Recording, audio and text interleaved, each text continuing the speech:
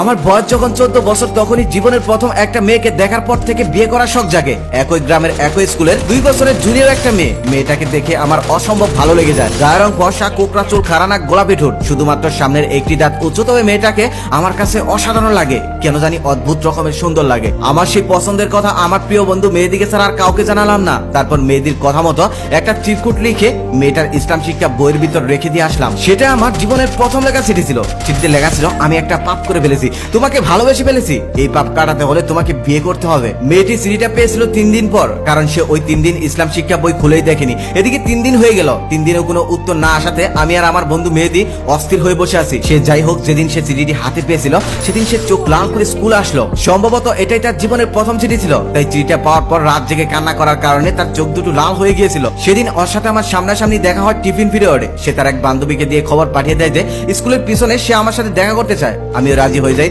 তারপর দৌড়ে চলে যাই স্কুলের পিছনে। মেয়েটা আগে থেকে সেখানে গিয়ে দাঁড়িয়েছিল। আমাকে দেখার সাথে সাথে সে আমাকে বলল, আপনি কি আমাকে ভালোবাসেন? আমি বললাম বাসি। মেয়েটা তখন বলল, আপনার এই চিঠিটা নিয়ে গিয়ে যদি আমি হেডমাস্টারের কাছে নালিশ করে দিই, জানেন আপনার কি হবে? আমি তখন বললাম, জানবো না কেন, আমাকে পিটাতে পিটাতে একদম স্কুল থেকে মেন রুট পর্যন্ত দিয়ে আসবে। মেয়েটা তখন আবার বলল, তারপরেও ভালোবাসেন? আমি তখন বললাম, শুধু ভালোবাসি না, বিয়েও করতে চাই। মেয়েটা তখন আমাকে বলল, আমার তো বিয়ের বয়স হয়নি, মেয়েদের বিয়ের বয়স হতে 18 বছর লাগে, আর আপনারও বিয়ের বয়স হয়নি, ছেলেদের বিয়ের বয়স হতে 21 বছর লাগে। আমি তখন বললাম, তাহলে আমার যখন 21 হয়, তোমার যখন 18 হয়, আমরা তখনই বিয়ে করব। তখন মেয়েটা একটু আস্তে আস্তে বলল, সত্যি বিয়ে করবেন তো? আমি তখন বললাম, সত্যি বিয়ে করব। তখন মেয়েটা আবার বলল, তাহলে কথা দেন।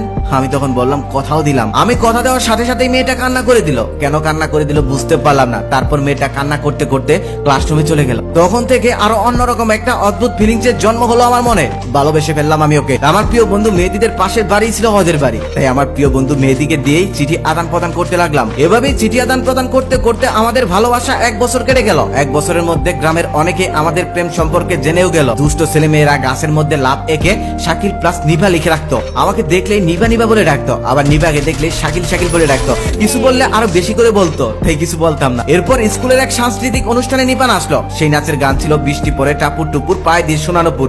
সেদিন নাচটা দেখার পর আমার মনে হয়েছিল সত্যি সত্যি নিভাকে আমি একজোড়া সোনার নুপুর কিনে দেবো, আর সেগুলো পরেই সে নাচবে। তখন থেকে আমি আব্বার পকেট থেকে টাকা চুরি করতে লাগলাম নিপার জন্য সোনার নুপুর কিনে দেবো বলে। সময় যেতে লাগলো, টাকার পরিমাণও বাড়তে লাগলো, তবে সোনার নুপুর কিনে দেওয়ার মতো টাকা এখনো জোগাড় হলো না। এদিকে নিপা আমার জন্য একটি সবুজ রুমালে ফুলের আলপনা একে লিখে ফেললো, ভুলো না আমায়। তারপর সেই রুমালটা আর একটা ঈদকাট ওর থেকে পেয়ে আমার সেদিন কিশোর বয়সে অবুঝ মনে চোখে জল এসেছিল। কিন্তু আমাদের এই অশ্রু জলের মধুর ভালোবাসা দীর্ঘস্থায়ী হলো না। নিপার জন্য সোনার নুপুর কিনে দেওয়ার আগে আমাকে মানচিত্রের অপর পাশে অন্য একটি শহরে নিয়ে গেল আমার বাবা। সেখানে গিয়ে নতুন একটি স্কুলে ভর্তি করিয়ে দিল। শহরের নতুন সেই স্কুলের নতুন নতুন বন্ধু বান্ধবী পেয়ে ভুলে গেলাম নিপাকে, ভুলে গেলাম আমার সেই গ্রামের স্কুলের সমস্ত বন্ধু বান্ধবকে। কারণ তখন মোবাইলের ব্যবহার তেমন একটা না থাকায় আর কখনোই কারোর সাথে যোগাযোগ হয়ে ওঠেনি আমার, আর কখনোই যোগাযোগ হলো না নিপার সাথে। এভাবে দেখতে দেখতে দীর্ঘ 9 বছর কেটে গেল। এখন আমি অনেকটা বড় হয়ে গেছি।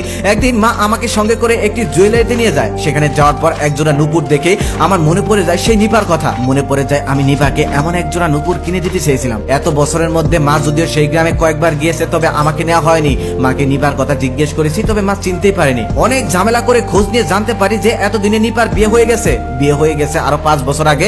নিপার এখন 2টি সন্তানও আছে। এদিকে আমারও কিছুদিন যাবত 4 নম্বরের রিলেশনশিপটা ব্রেকআপ হয়ে গেছে। পড়াশোনা চাকরিতে সাকসেসফুল হলেও ব্যক্তিগত জীবনের প্রতি আমার এক ধরনের অনীহা জন্ম নিয়েছে। তারপর আমি বাবা মাকে অনেক বুঝিয়ে শুনিয়ে গ্রামের বাড়ি ঘুরতে যাওয়ার সিদ্ধান্ত নিয়ে নেই। তবে সেই গ্রামে যাওয়ার পর নিভাকে খুঁজতে আমার তেমন একটা কষ্ট করতে হয়নি, কারণ আমার সেই প্রিয় বন্ধু মেহেদি সেই নিপাকে বিয়ে করেছে। নিপার বিয়ে হয়েছে এটা শুনে আমি যতটা কষ্ট পেয়েছি তার চেয়ে বেশি কষ্ট পেয়েছি এটা শোনার পর, যখন শুনেছি আমার সেই প্রিয় বন্ধু মেহেদি নিপাকে বিয়ে করেছে। কেন কষ্ট পাচ্ছি, কিসের জন্য কষ্ট পাচ্ছি এটা আমি বুঝতে পারিনি, তবে আমার সেদিন ভীষণ কষ্ট হয়েছিল। আমি গ্রামে আসছি এটা শুনে তারা দুজনেই ভীষণ খুশি হয়। তারপর তাদের অনুরোধে আমি তাদের বাড়িতে বেড়াতে যাই। দেখা হওয়ার পর তাদের দুজনের সাথে আমি এমন আচরণ করি যেন ছোটবেলার কিছু আমার মনে নেই, আমি যেন কিছুই জানি না। এই 9 বছরে নিপা আরো অনেক সুন্দরী হয়েছে। মেহেদিও এখন গ্রামের একজন সুদর্শন যুবক। টাকা পয়সার দিক দিয়ে তাদের তেমন একটা না থাকলেও দেখে মনে হচ্ছে তাদের ছোট্ট ঘরে ভালোবাসার অভাব নেই। তাদের এই ভালোবাসা দেখে আমার ভিতরে ভিতরে কেন যেন হিংসা কাজ করছে। হঠাৎ আমার মনে হলো সেদিন যদি আমার নিপাকে ছেড়ে যেতে না হতো, তাহলে হয়তো মেহেদির জায়গায় আমি থাকতাম। আমারও হয়তো এমন সুন্দর একটা সংসার থাকতো, যেই সংসারে আমি আর নিপা সুখে শান্তিতে বসবাস করতাম। আমি তাদের দুটো ছোট্ট ছোট্ট ছেলে মেয়েদের দিকে অবাক দৃষ্টিতে তাকিয়েছিলাম। গ্রামের এত সুন্দর বাড়িতে উঠোনে তাদের 2টি বাচ্চা কি সুন্দর খেলাধুলা করছিল। নিপা আমাকে দেখার পর প্রথম কিছুক্ষণ অবাক দৃষ্টিতে তাকিয়ে থাকলেও পরে অবশ্য স্বাভাবিক ব্যবহারই করেছে। রাতে খাওয়া দাওয়া শেষ করার পরে গ্রাম ছেড়ে আমি শহরের উদ্দেশ্যে রওনা দেই। ওরা অবশ্য আমাকে থাকার জন্য অনেক বায়না ধরেছিল, তবে আমি থাকিনি। কেমন যেন ভিতরে একটা চাপা কষ্ট আমাকে ওখানে থাকতে দেয়নি। সেদিন হারিকেন হাতে মেহেদি ও নিপা আমাকে গঞ্জের অনেকটা পথ এগিয়ে দেয়। সেদিন আমার ভীষণ কষ্ট হচ্ছিল, কারণ আমি আমার প্রথম ভালোবাসাকে ধরে রাখতে পারিনি। সেই অনুশোচনা আমাকে সেদিন সারাটা পথ যন্ত্রণা দেয়। সব থেকে বেশি কষ্ট পেয়েছিলাম নিপার পায়ে একজোড়া নুপুর দেখেছিলাম। আমি যে নিপাকে নুপুর কিনে দিতে চেয়েছিলাম সেটা মেহেদি ছাড়া আর কেউ জানতো না। মেহেদি ওকে সোনার নুপুর কিনে না দিলেও ওকে একজোড়া রূপার নুপুর কিনে দিয়েছে। তবে আমি পাইনি, আর কখনো পারবো না।